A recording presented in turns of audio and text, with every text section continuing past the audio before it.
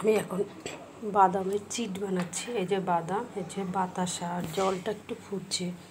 একটু জল না দিলে বাতাসা আগে দিয়ে দিলে পুড়ে যাবে, তার জন্য একটু আগে জল দিয়েছি। এখন বাতাসাটা ভালো করে পাক খাবে, এটা পাক হবে, তারপরে হচ্ছে বাদামটা দিয়ে দেবো।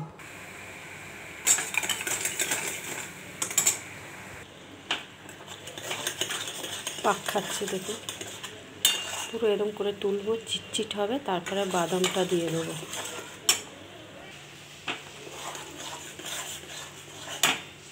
আর একটু হবে, বাদামটা একটু দিয়ে নাড়বো।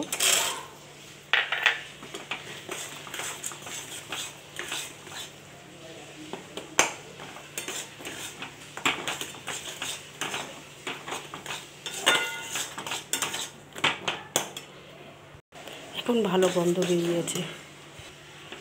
এবার এরম করে নিয়ে এই যে আবার একটু নিয়ে এরকম দিচ্ছি।